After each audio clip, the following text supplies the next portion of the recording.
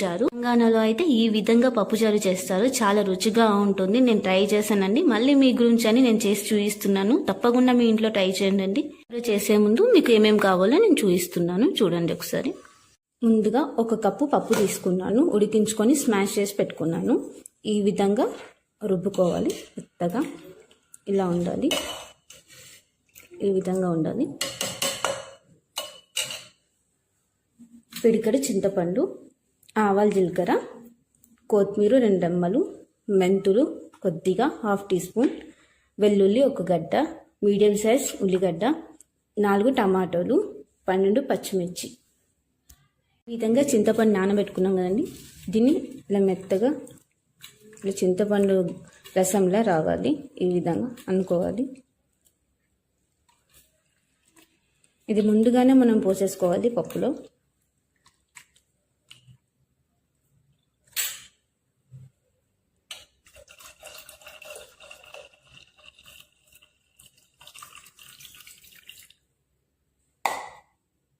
ఈ విధంగా కలుపుకున్నాను చింతపండు రసం పప్పులోకి. ఇలా కలపని ఇలా ఉండాలి. మరి ఎక్కువగా చింతపండు వేయకూడదు. వాటర్గా ఉంటుంది, పప్పు కనిపించదు. సో నేను అందుకని ఇలా కలుపుకున్నాను. ముందుగా ఆయిల్ వేస్తున్నాను. ఆవాలు, జీలకర్ర వేస్తున్నాను.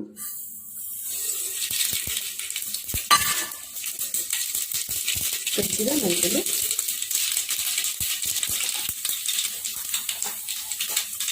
వెల్లుల్లి,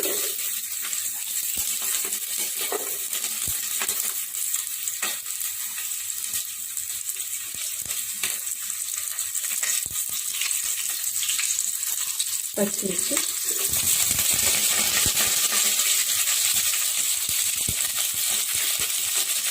ఉల్లిగడ్డ, ఆనియన్స్ వేసేస్తున్నాను.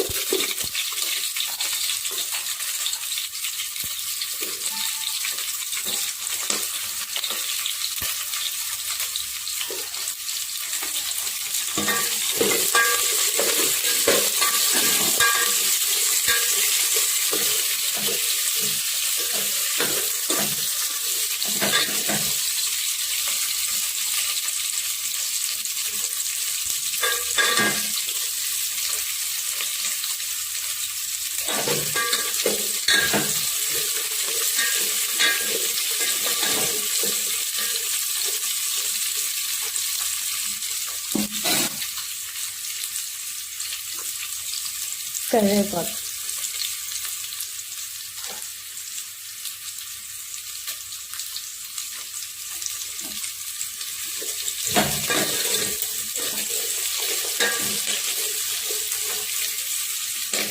ఆనియన్స్ బ్రౌన్ కలర్ వచ్చేదాకా ఇలా గరిటెతో ఇలా అనుకోవాలి. లేదంటే మూత పెట్టేసుకోవాలి. ఆనియన్స్ కుక్ అయ్యా లేదా చూద్దాము. ఇప్పుడు ఈ విధంగా పెట్టుకోవాలి. నెక్స్ట్ టమాటో వేస్తున్నాను.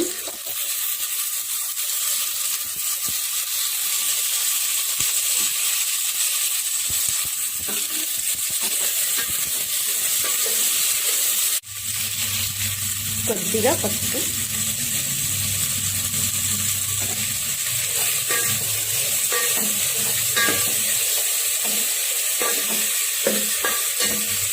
చింతపండు రసం మనం తయారు చేసుకున్నాం కదండి, పప్పు చింతపండు రసం, అది ఇప్పుడు వేసేస్తున్నాను.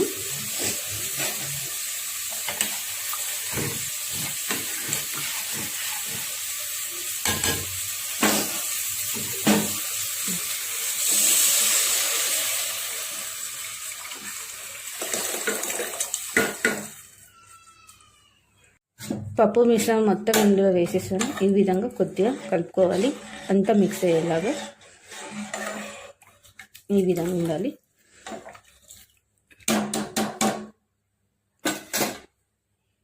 ఫిఫ్టీన్ మినిట్స్ పాటు కుక్ చేసుకుందాం పప్పుని.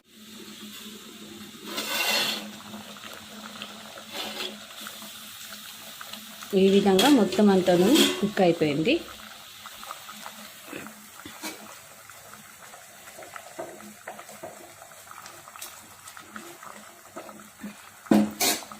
లాస్ట్లో సాల్ట్ వేసుకోవాలి.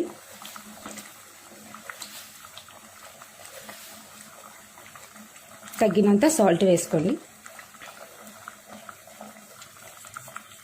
ఇంతే అండి, పప్పుచారు రెడీ అయిపోయింది. 1 మినిట్ పాటు ఇలా కలుపుకుంటే సరిపోతుంది, ఉప్పు కలిసేంత వరకు.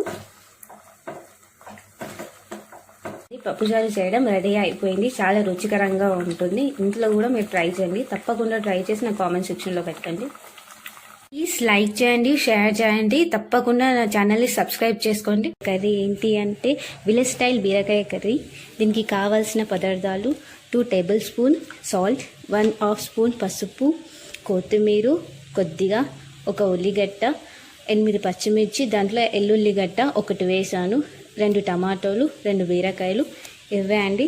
తయారు చేసే ముందు మీకు ఒకసారి చూపిస్తాను. ముందుగా నేను పోపుకు ఆనియన్స్ తీసుకుంటున్నాను.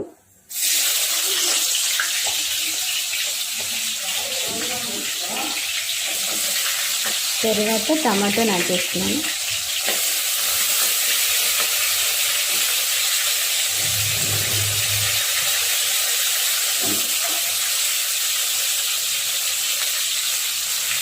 ఇప్పుడు నెక్స్ట్ ఏంటంటే మనం పచ్చిమిరపకాయ కారం ఇట్లా ముద్ద చేసుకున్నాం కదా, ఇది వేసుకోవాలి.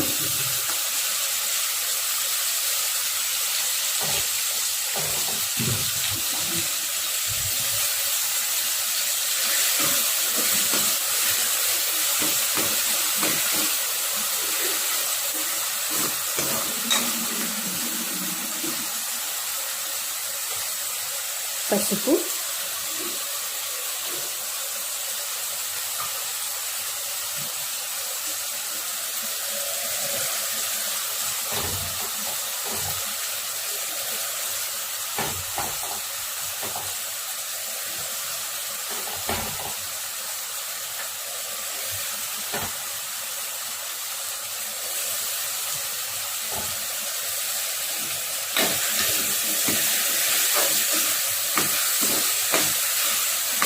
ఇలా కలుపుకోవాలి.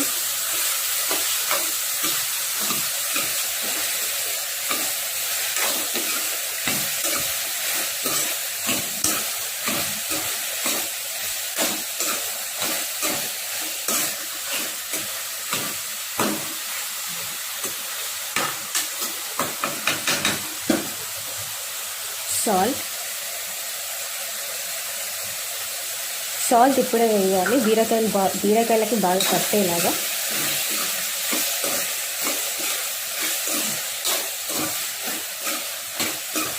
ఒక 10 నిమిషాల పాటు ఉడికిద్దామండి. బీరకాయ కర్రీ రెడీ బుక్ అయిపోయింది. చూడండి ఎలా ఉంటుంది.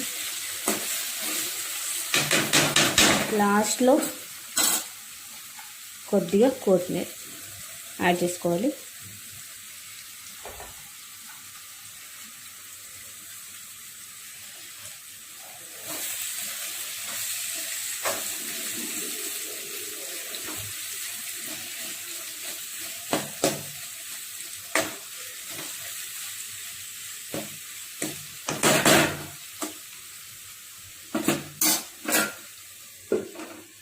కంప్లీట్ అయిపోయింది విలేజ్ స్టైల్ బీరకాయ కర్రీ. ఇది తక్కువ సింపుల్ క్వాంటిటీస్తో మనం చేయొచ్చు. చాలా రుచిగా ఉంటుంది. ఇంట్లో ట్రై చేయండి. మీరు కూడా తప్పకుండా నా కామెంట్ సెక్షన్లో చెప్పండి ఎలా ఉందో. పోయే కర్రీ బెండకాయ పులుసు. దానికి కావాల్సిన పదార్థాలు 1.5 సాల్ట్, 2 టేబుల్ స్పూన్ శనగపిండి, 1/2 స్పూన్ పసుపు, నిమ్మకాయ సైజ్ అంత చింతపండు, శనగపప్పు 1 స్పూన్, మినపప్పు 1 స్పూన్, 2 స్పూన్ల బెల్లము, 250 గ్రామ్స్, 1/2 కిలో బెండకాయలు ఈ విధంగా కట్ చేసుకోవాలి. 1 ఇంచ్ పాటు తెల్లగడ్డ 1, 8 పచ్చిమిర్చి, 1 ఉల్లిగడ్డ మీడియం సైజ్, 2 రెమ్మలు కరివేపాకు, 1 కొత్తిమీర కట్ట, ఆవాలు, జీలకర్ర. ఆయిల్ వేయకుండా కడాయిలో ఇలా బెండకాయలు వేసి ఈ విధంగా వేసి 5 నిమిషాల పాటు కలుపుకోవాలి, జిగురుపోయేంత వరకు. ఈ విధంగా 5 నిమిషాల పాటు మనం వేయించుకున్నాం కదా, ఇలా ఉండాలి. 3 టేబుల్ స్పూన్ ఆయిల్ తీసుకున్నాను. తక్కువగా వేసుకోవాలి ఆయిల్ బెండకాయ పులుసులోకి. ముందుగా ఆవాలు, జీలకర్ర,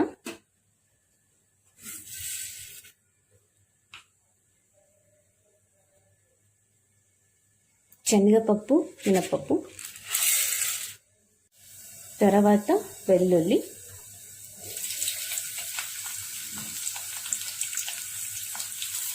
కరివేపాకు,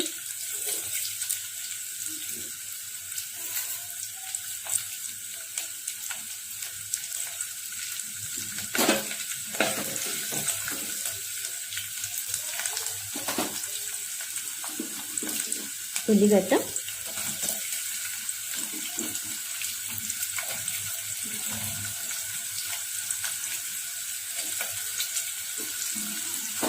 పచ్చిమిర్చి,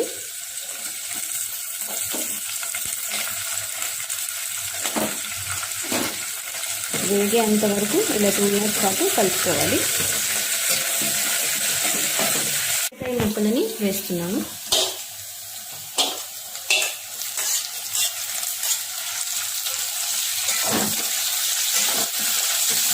ఈ విధంగా కలుపుకోవాలి. పసుపు వేసుకోవాలి. బెండకాయలు 3 నిమిషాల పాటు వేయించుకున్నాం కదా. చింతపులుసు వేస్తున్నాను. 200 ml తీసుకున్నాను నేను.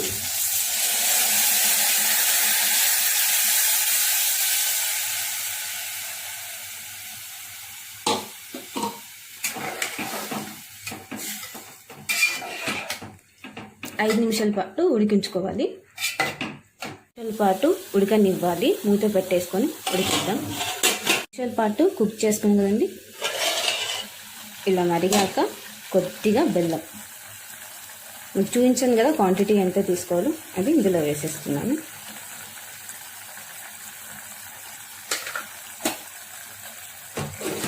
బెల్లం కరిగేంత వరకు ఇలా కలుపుకుండాలి.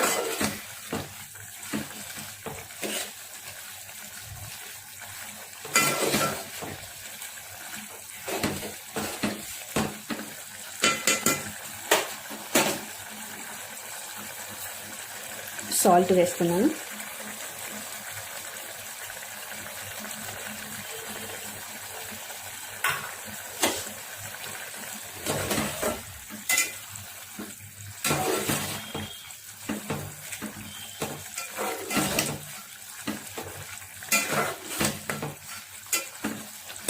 మళ్ళీ 2 నిమిషాల పాటు ఉడికించుకోవాలి. బెల్లం పచ్చిపులుసు కలిసే విధంగా. శనగపిండి ఉండలు లేకుండా ఈ విధంగా కలుపుకోవాలి. అంతా కలిసేలాగా. ఉండలు ఉండకూడదు, మరీ ఎక్కువగా వేసుకోకూడదు. శనగపిండి 2 స్పూన్స్ యాడ్ చేసుకున్నాను నేను. మీరు తక్కువ క్వాంటిటీ తీసుకోవాలి, లేకపోతే పిండి పిండిగా అయిపోతుంది. సో 2 టేబుల్ స్పూన్స్ తీసుకున్నాను నేను. లాస్ట్లో శనగపిండి వేసుకోవాలి.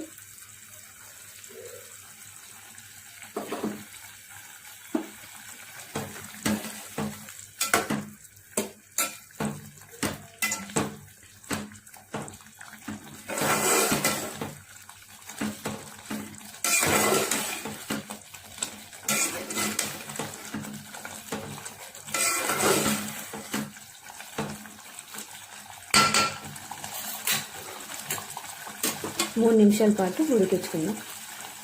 3 నిమిషాల పాటు ఉడకబెట్టాం కదండి, ఉడికించుకుందాం. లాస్ట్లో కొత్తిమీర వేసుకోవాలి.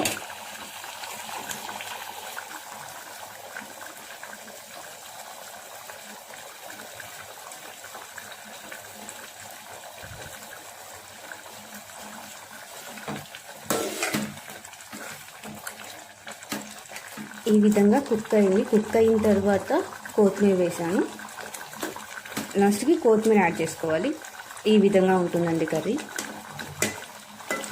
బెండకాయ ఇష్టం లేని వాళ్ళకు కూడా ఈ విధంగా చేసి పెడితే చాలా ఇష్టంగా తింటారు. చాలా స్పెషల్గా ఉంటుంది ఈ కర్రీ. ఒకసారి ట్రై చేయండి మీ ఇంట్లో తప్పకుండా. కర్రీ ఈ విధంగా ఉంటుందండి. కర్రీ కంప్లీట్ అయిపోయింది. చూడండి ఎంత చక్కగా కనిపిస్తుంది, కుక్ అయినట్టుగా. చాలా బాగుంటుందండి ఈ విధంగా చేస్తే. మీ ఇంట్లో తప్పకుండా ట్రై చేయండి. బెండకాయ పులుసు చేస్తే చాలా టేస్టీగా ఉంటుంది, చాలా రుచికరంగా ఉంటుంది. తప్పకుండా మీ ఇంట్లో ట్రై చేయండి. లైక్ చేయండి, షేర్ చేయండి. నా ఛానల్ని తప్పకుండా సబ్స్క్రైబ్ చేసుకోండి.